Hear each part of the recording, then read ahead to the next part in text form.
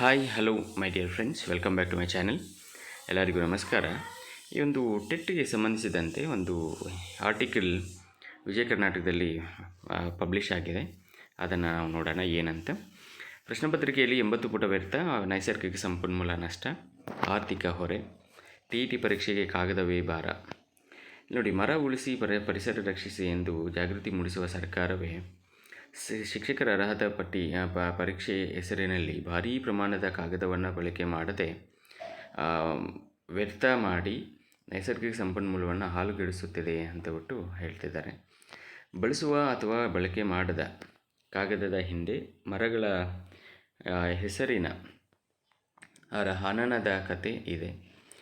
ಇದು ಗೊತ್ತಿದ್ದರೂ ಕೂಡ ರಾಜ್ಯದ ಉನ್ನತಾಧಿಕಾರಿಗಳು ಪರೀಕ್ಷೆಗಾಗಿ ಭಾರೀ ಪ್ರಮಾಣದ ಕಾಗದವನ್ನು ವ್ಯರ್ಥ ಮಾಡುತ್ತಿದ್ದಾರೆ.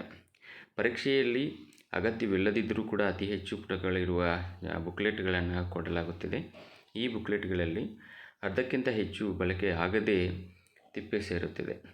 ಅದು ಹೇಗಿರುತ್ತೆ ಪರೀಕ್ಷೆ ಅಂತಂದರೆ, TET ಪ್ರಶ್ನೆ ಪತ್ರಿಕೆ 1ರಲ್ಲಿ ಕನ್ನಡ, ಇಂಗ್ಲೀಷು, ಉರ್ದು, ತಮಿಳು, ತೆಲುಗು, ಮರಾಠಿ, ಹಿಂದಿ, ಸಂಸ್ಕೃತ ಸೇರಿ ಭಾಷೆ 1 ಮತ್ತು 2 ವಿಷಯಗಳಿಗೆ 79 ಪುಟಗಳು ಮೀಸಲಿಡಲಾಗಿದೆ. ಶಿಶುಶಾಸ್ತ್ರ, ಮನೋವಿಜ್ಞಾನ, ಗಣಿತ, ಕನ್ನಡ ಮತ್ತು ಆಂಗ್ಲ ಭಾಷೆಗಾಗಿ 10 ಪುಟ, ಪರಿಸರ ಅಧ್ಯಯನಕ್ಕೆ 12 ಪುಟ ಸೇರಿ ಒಟ್ಟು 112 ಪುಟಗಳ ಪ್ರಶ್ನೆ ಪತ್ರಿಕೆ ಇದಾಗಿದೆ. ಇದೇ ರೀತಿ ಪತ್ರಿಕೆ 2ರಲ್ಲಿ ಭಾಷೆ 1 ಮತ್ತು 2ಕ್ಕೆ 79 ಪುಟಗಳು, CDPಗೆ 8 ಪುಟ, ಸಮಾಜ ವಿಜ್ಞಾನಕ್ಕೆ 22 ಸೇರಿ ಒಟ್ಟು 112 ಪುಟಗಳ ಪ್ರಶ್ನೆ ಪತ್ರಿಕೆ ಇರುತ್ತದೆ. ಹಾಗೆ ಪ್ರತಿ ಪ್ರಶ್ನೆ ಪತ್ರಿಕೆಗೆ 80 ಪೇಪರ್ ವ್ಯರ್ಥ. ಅಂದರೆ ಪ್ರಥಮ ಪತ್ರಿಕೆಯಲ್ಲಿ ಕನ್ನಡ ವಿಷಯ ಬರೆಯುವವರಿಗೆ ಇನ್ನುಳಿದ ಭಾಷೆಗಳ ಅಗತ್ಯವೇ ಇಲ್ಲ. ಅನ್ವಯಿಸದೇ ಇರುವ ಭಾಗವನ್ನು ಕೂಡ ಪ್ರಶ್ನೆ ಪತ್ರಿಕೆಯಲ್ಲಿ ಮುದ್ರಣ ಮಾಡಿರುವುದರಿಂದ 80 ಪುಟಗಳ ವ್ಯರ್ಥವಾಗ್ತಾಯಿದೆ. ಕೇಂದ್ರೀಕೃತ ದಾಖಲಾತಿ ಘಟಕವು ಈ ಪ್ರಶ್ನೆ ಪತ್ರಿಕೆಗಳನ್ನು ಸಿದ್ಧಪಡಿಸುತ್ತದೆ.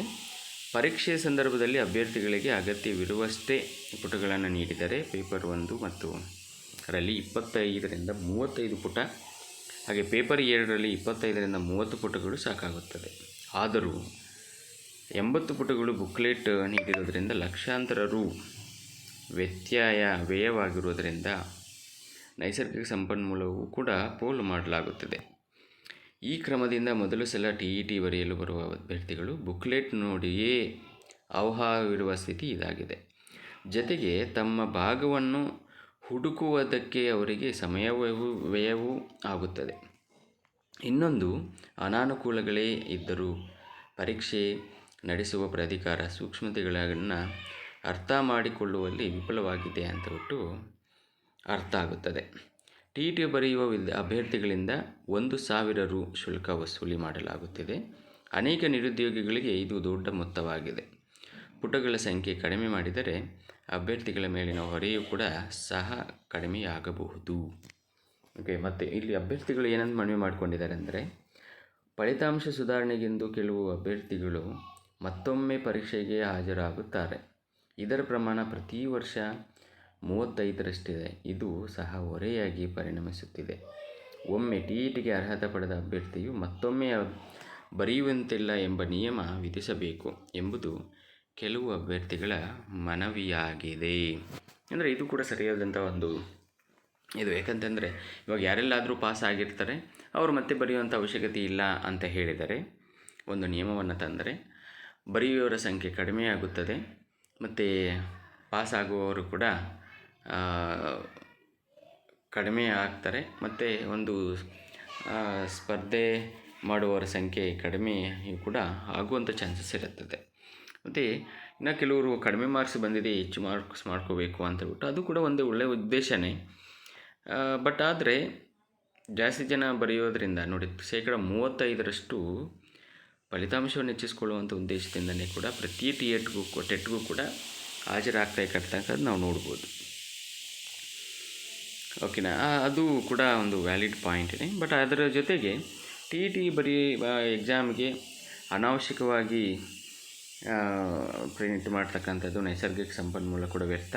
ಅದರ ಜೊತೆಗೆ ಯಾರು ಅಪ್ಲೈ ಮಾಡಬೇಕಾದ್ರೆ ಫಸ್ಟ್ ಲ್ಯಾಂಗ್ವೇಜು, ಸೆಕೆಂಡ್ ಲ್ಯಾಂಗ್ವೇಜು ಅಂತಬಿಟ್ಟು ಎಲ್ಲನೂ ಕೂಡ ಪರ್ಟಿಕ್ಯುಲರಾಗಿ ಮೆನ್ಷನ್ ಮಾಡಿರೋದ್ರಿಂದ ಅವ್ರಿಗದೇ ಇವ್ರಿಗಿದೆ ಅಂತ ಏನಾದ್ರು ಮಾಡಿದರೆ ಈ ಒಂದು ಏನು ಪರೀಕ್ಷೆಯ ಒಂದು ಆಯವ್ಯಯ ಕಡಿಮೆ ಆಗುತ್ತದೆ. ಮತ್ತು ಅಭ್ಯರ್ಥಿಗಳ ಮೇಲೆ ಕಲೆಕ್ಟ್ ಮಾಡ್ತಕ್ಕಂಥ ಒಂದು ಫೀಸನ್ನು ಕೂಡ ಕಡಿಮೆ ಮಾಡಿದ್ರೂ ಕೂಡ ಇನ್ನು ಲಾಸ್ ಆಗಿಲ್ಲ ಅನ್ನೋದು ನನ್ನ ಒಂದು ಅಭಿಪ್ರಾಯ. ಹಾಗೆ ಎಷ್ಟೋ ಜನ ನಿರುದ್ಯೋಗಿಗಳಿರ್ತಾರೆ, ಅವ್ರಿಗೆ ಪ್ರತಿಯೊಂದು ಸಾವಿರನೂ ಕೂಡ ಇಂಪಾರ್ಟೆಂಟ್ ಆಗಿರುತ್ತೆ. ಬಟ್ ಅವ್ರಿಗೆ ಫಿನಾನ್ಷಿಯಲಾಗಿ ಅಫೋರ್ಡ್ ಮಾಡೋದಕ್ಕೆ ತುಂಬ ಕೂಡ ಕಷ್ಟ ಆಗಬಹುದು. ಆದ್ದರಿಂದ ಇದನ್ನು ಕೂಡ ಇಳಿಸಿದರೆ ಎಲ್ಲರಿಗೂ ಕೂಡ ಅನುಕೂಲ ಆಗುತ್ತೆ ಅನ್ನೋದು ನನ್ನ ಒಂದು ಅಭಿಪ್ರಾಯ. ಸೊ ಇಷ್ಟು ಮಾಹಿತಿಯನ್ನು ನಾನು ನಿಮ್ಮ ಜೊತೆ ಹಂಚ್ಕೊಳ್ಬೇಕಂತ ಆಸೆ ಆಯಿತು. ಅದಕ್ಕೋಸ್ಕರ ಈ ವಿಡಿಯೋನ ಮಾಡಿದೆ. ಯಾರಾದರೂ ಹೊಸದಾಗಿ ನೋಡ್ತಾ ಇದ್ದರೆ ನಮ್ಮ ವಿಡಿಯೋವನ್ನು ಲೈಕ್ ಮಾಡಿ, ಶೇರ್ ಮಾಡಿ, ಸಬ್ಸ್ಕ್ರೈಬ್ ಮಾಡ್ಕೊಳ್ಳಿ ಅಂತ ಹೇಳ್ತಾ ನಾನು ಈ ವಿಡಿಯೋನ ಮುಗಿಸ್ತಾ ಇದ್ದೀನಿ. ಧನ್ಯವಾದಗಳು.